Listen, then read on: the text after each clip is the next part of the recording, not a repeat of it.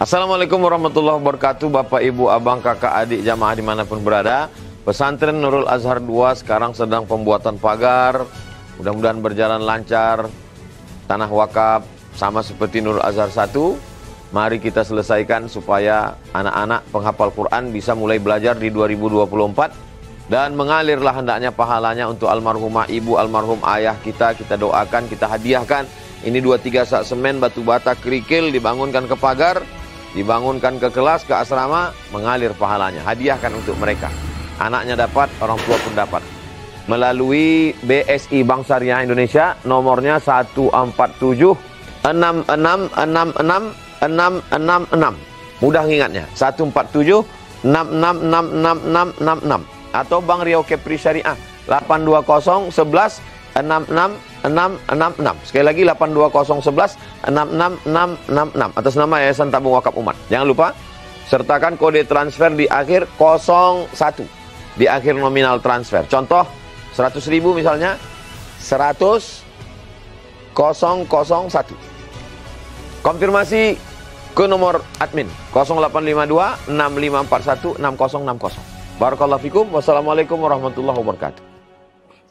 Alhamdulillah, wassalatu wassalamu ala rasulillah, sayyidina wa maulana Muhammad ibn Abdillah, wa ala alihi wa sahbihi wa man tabi'ahu wa mawala. Ashhadu an la ilaha illallah wahdahu la sharika lah, wa ashhadu anna sayyidana Muhammadan abduhu wa rasuluh la nabiyya ba'dah. Allahumma salli ala sayyidina Muhammadin an-nabiyil ummi wa ala alihi wa sahbihi wa barik wa sallim. Qala Allah ta'ala fil Qur'anil 'azim wa huwa asdaqul qailin. A'udzu billahi minasy syaithanir rajim. Ya ayyuhalladzina amanu taqullaha haqqa tuqatih wa la tamutunna illa wa antum muslimun.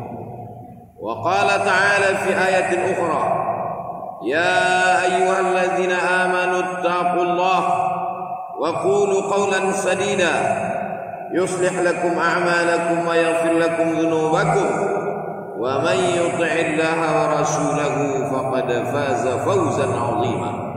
Ibadallah, usikum wa nafsi bi taqwallah wa ta'atihi faqad fazal muttaqun.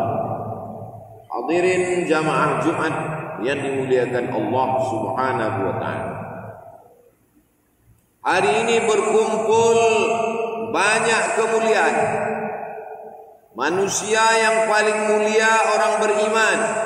Hari ini berkumpul orang beriman. Tempat yang paling mulia adalah masjid. Kita sedang berada di tempat paling mulia. Hari yang paling mulia adalah Sayyidul Ayyam, hari Jumat. Hari ini adalah hari Jumat. Bulan yang paling mulia Sayyidul Syuhur adalah bulan Ramadan. Dan hari ini hari Jumat terakhir di bulan suci Ramadan. Berkumpulnya kemuliaan ini ditambah lagi dengan kemuliaan kalimat yang paling mulia, afdalul dzikri la ilaha illallah Muhammadur Rasulullah sallallahu alaihi wasallam. Kalimatu haqqin 'alaiha nahya, dengan itu kita hidup, wa 'alaiha namutu, dengan itu kita akan mati, wa biha nub'atsu, dengan itu nanti kita akan dibangkitkan di padang mahsyar. Ada orang yang mengatakan bahwa orang tarekat itu lari dari kehidupan. Mereka bersembunyi di balik kelambu. Mereka meninggalkan perjuangan. Itulah kenapa kita dijajah sampai 350 tahun. Karena orang tidak mau berjihad. Mereka hanya memetik tasbih, bersembunyi dari Belanda. Kita marah. Apakah marah menyelesaikan masalah? Marilah kita sedikit membaca sejarah. Ketika pasukan Siam kafir. Siam itu sekarang Thailand, menyerang kerajaan Islam Kedah di Semenanjung Malaya. Banyak orang Islam dibunuh. Berita itu berhembus sampai ke Pulau Sumatera. Maka datanglah seorang laki-laki dari Pulau Sumatera,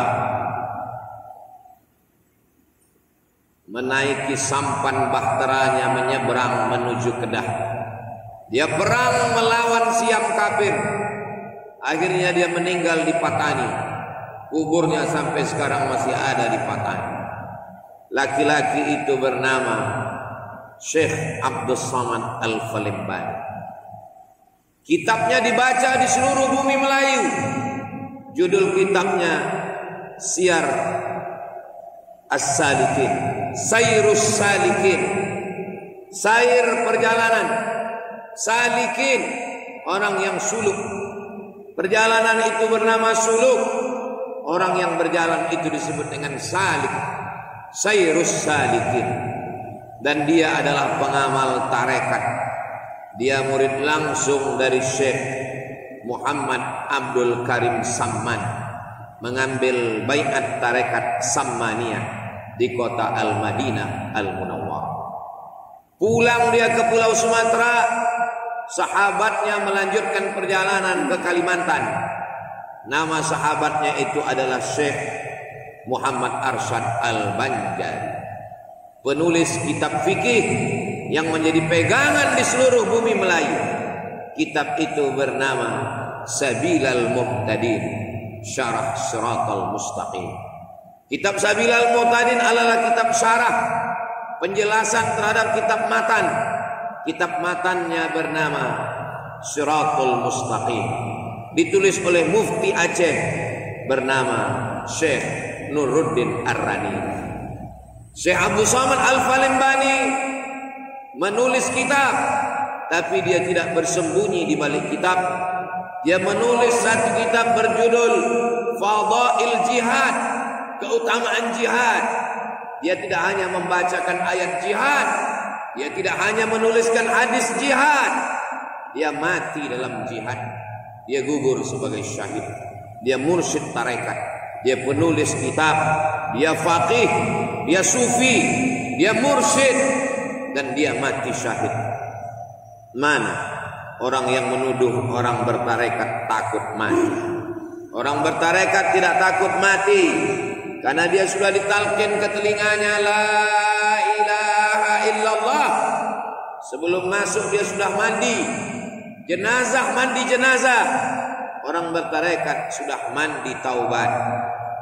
Orang yang akan mati ditalkinkan la ilaha illallah. Orang bertarekat sudah ditalkinkan guru mursyidnya la ilaha illallah.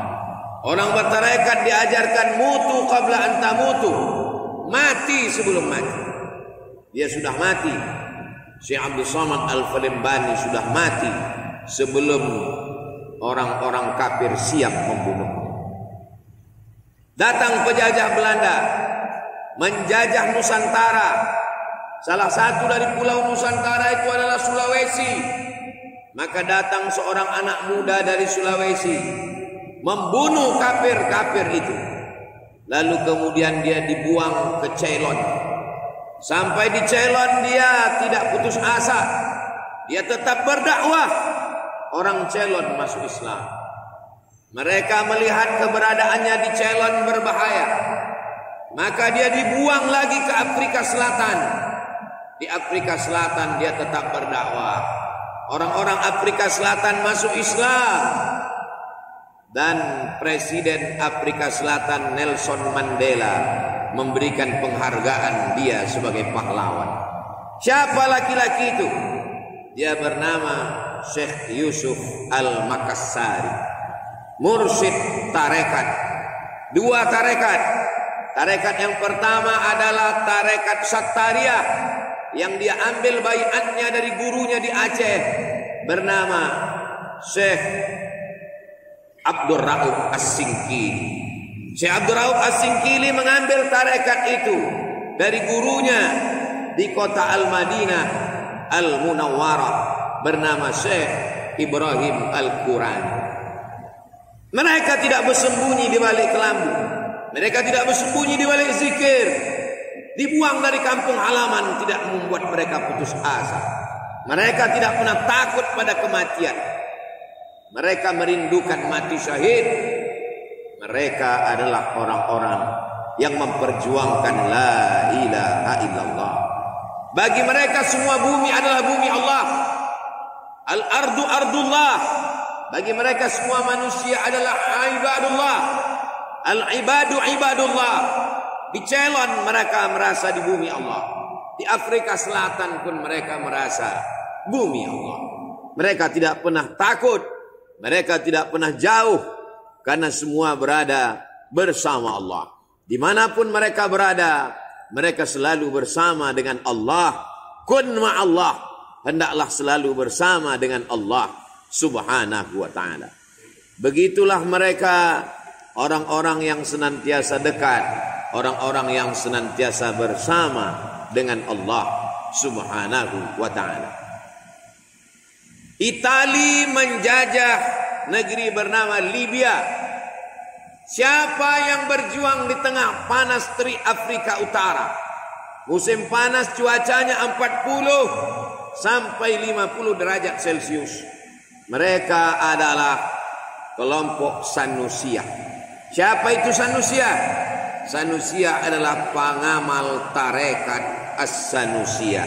At-Tariqah As-Sanusia, salah satu tarekat besar di Afrika Utara. Mereka lah yang mengusir penjajah Italia keluar dari Libya. Akhirnya Libya merdeka karena berjuang para pengamal tarekat. Tarekat Sanusiah sudah. Tarekat Khalwatiyah, Syekh Yusuf Al-Makassari Tajul Khalwati. Dia bergelar sebagai Tajul Khalwati, Taj mahkota, karena dia adalah mursyid mahkota Khalwatiyah. Dia juga pengamal Sattariyah yang diriwayatkan dari Syekh Abdullah As-Sattari Al-Hindi. Sanadnya sampai kepada Sayyidina Ali karramallahu wajhah, diriwayatkan dari Sayyidina wa Maulana Muhammad sallallahu alaihi wasallam. Tarekat Sammaniyah dari Syekh Muhammad Abdul Karim Samman Al-Madani, karena dia ditinggal di kota Al-Madinah Al-Munawwar.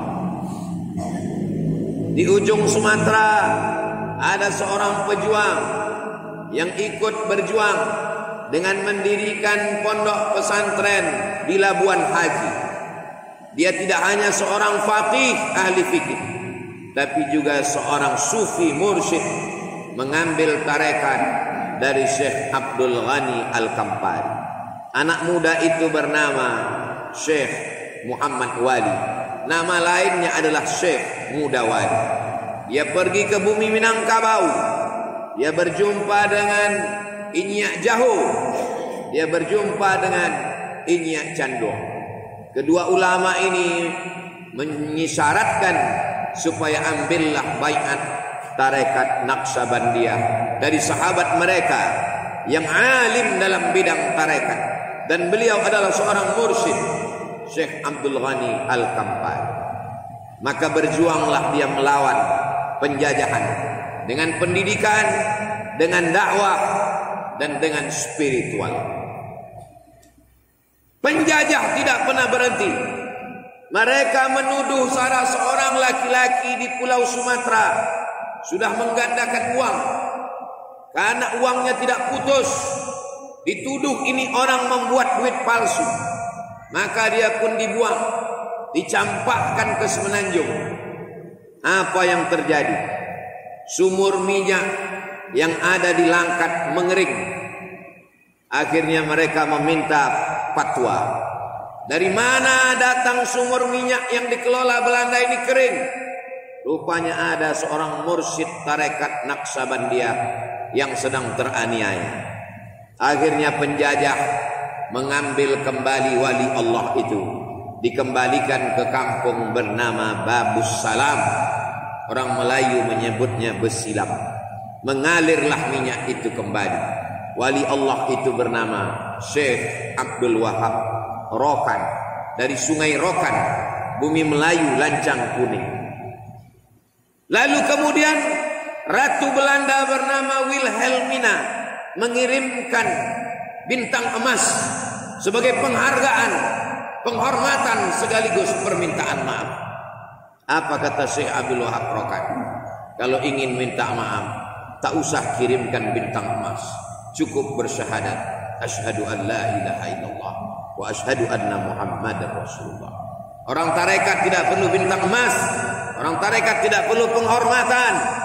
Bagi mereka sudah terlalu sibuk dengan lataif mereka. Mereka sudah terlalu sibuk melihat aib cacat diri mereka di hadapan Allah. Mereka tak perlu mencari penghargaan manusia. Begitulah mereka. Mereka pengamal tarekat Naqsyabandiyah.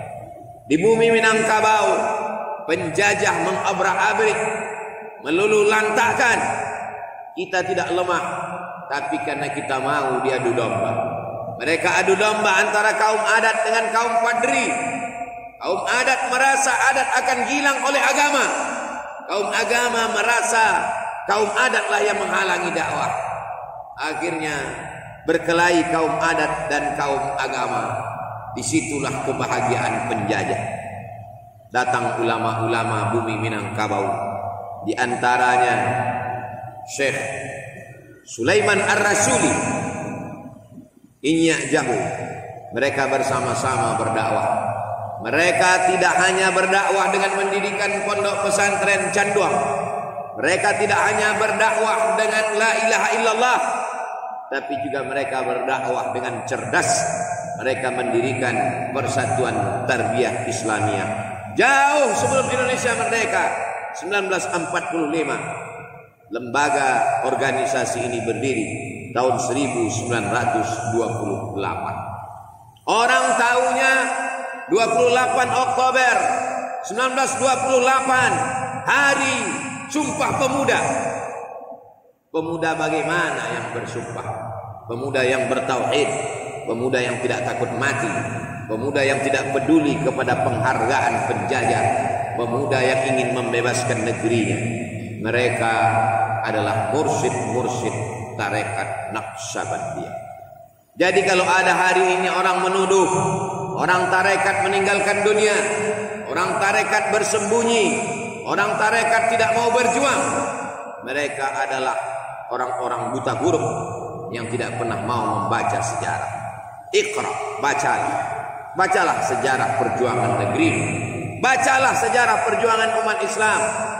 Mereka as-sabiqun al-awwalun, orang yang lebih dulu dari kita. Mereka adalah orang-orang yang berjuang menolong agama Allah. Ada yang menuduh bahwa orang tarekat tidak pandai baca Quran. Orang tarekat bersuluk tidak baca Quran. Orang tarekat hanya berzikir, memetik tasbih, tidak membuka Quran. Pesantren tahfiz Quran terbesar di dunia hari ini bernama Pesantren Sulaimaniyah. Ada di Amerika, ada di Eropa, ada di Australia.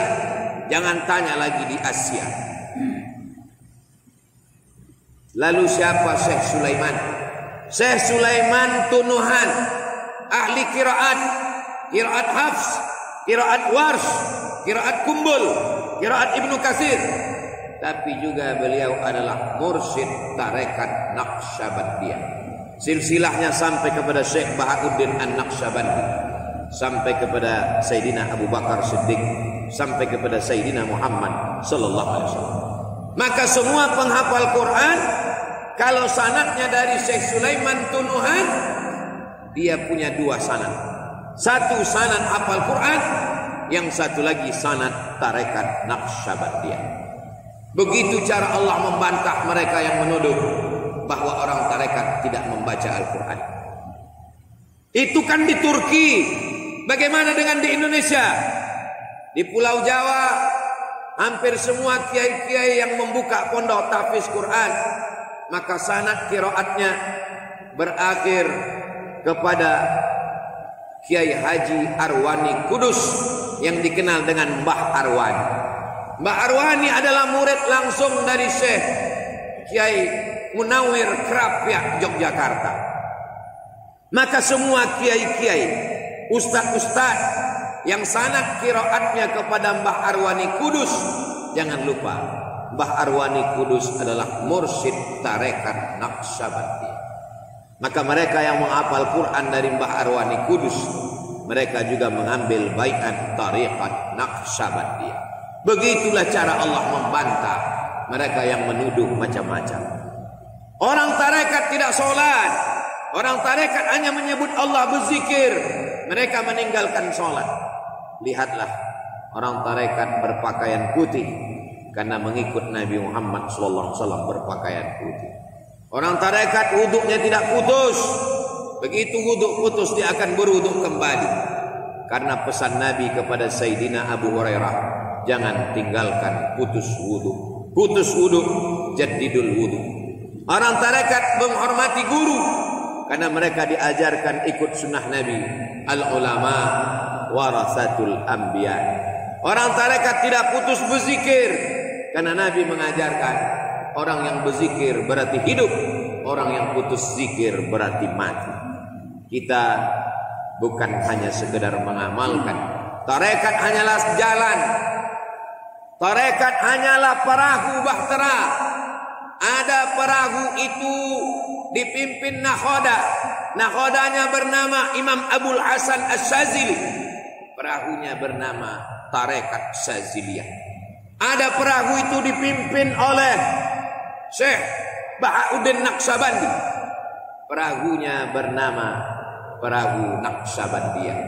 Ada nama nakhodanya adalah Abdullah Sattari. Perahunya bernama Tarekat Sattariyah.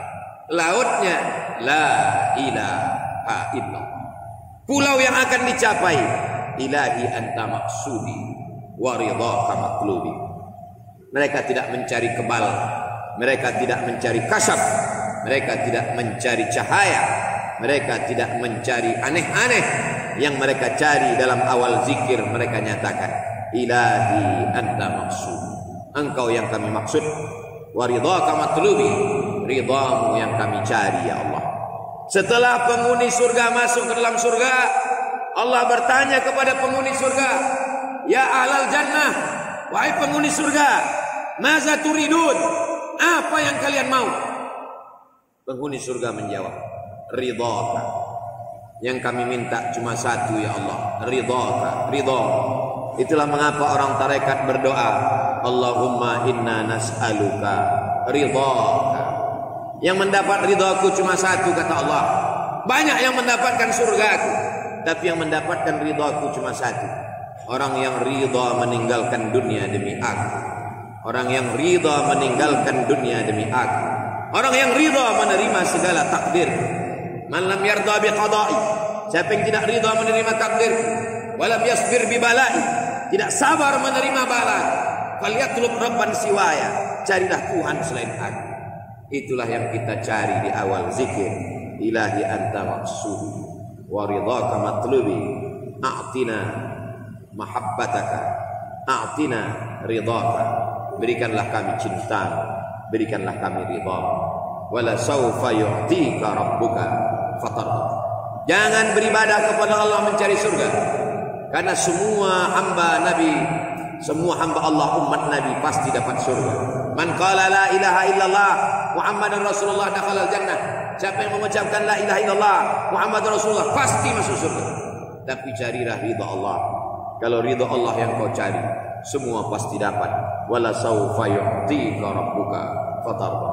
Ilahi anta maksudi wa ridhaka matlub. Barakallahu li wa lakum bil Qur'anil azim wa nafa'ani wa iyyakum bima fihi minal ayati wadh-dhikril hakim wa taqabbala minni wa minkum tilawatahu innahu huwal ghafurur rahim.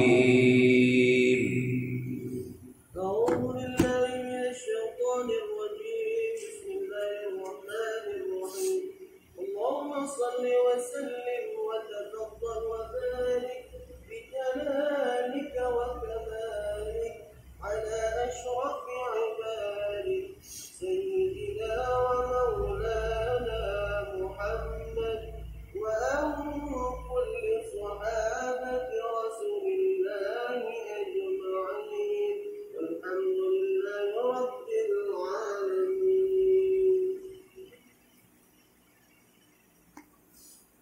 Alhamdulillahilladzi bi ni'matihi tatimmus shalihat.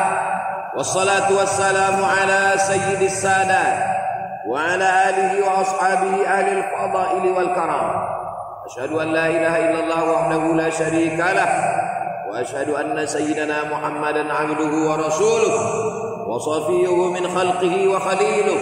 Addal amanah wa ballagha ar-risalah wa nasaha lil ummah wa tarakana 'alal mahajjatil bayda lailuha kanahariha la yazighu 'anha illa halik. Allahumma shalli 'ala sayyidina Muhammadin an-nabiyil ummi wa 'ala alihi wa sahbihi wa barik wa sallim. Qala Allah ta'ala fil Qur'anil 'azim wa huwa asdaqul qailin. A'udzu billahi minasy syaithanir rajim. Bismillahirrahmanirrahim. Wal 'ashr innal insana lafi khusr illa alladhina amanu wa 'amilus shalihat wa tawassaw bil haqqi wa tawassaw bis sabr.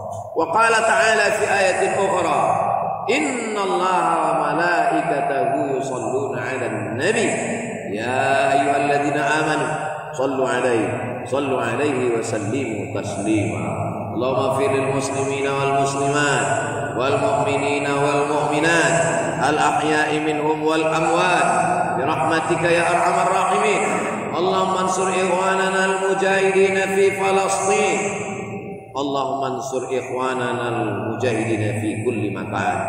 اللهم ادفع عنا الغلاء والوباء والفحشاء والربا والزنا والمنكر والسيوف المختلفة والشدائد والمحن ما ظهر منها وما بطن من بلدنا هذا خاصة ومن بلدان المسلمين عامة. عباد الله أوصيكم ونفسي بتقوى الله وطاعته فقد فاز المتقون. إن الله يأمر بالعدل والإحسان وإيتاء ذي القربى وينهى عن الفحشاء والمنكر والبغي يعظكم لعلكم تذكرون. اذكروا الله العظيم يذكركم واسألوه من فضله يعطكم ولذكر الله أكبر والله يعلم ما تصنعون.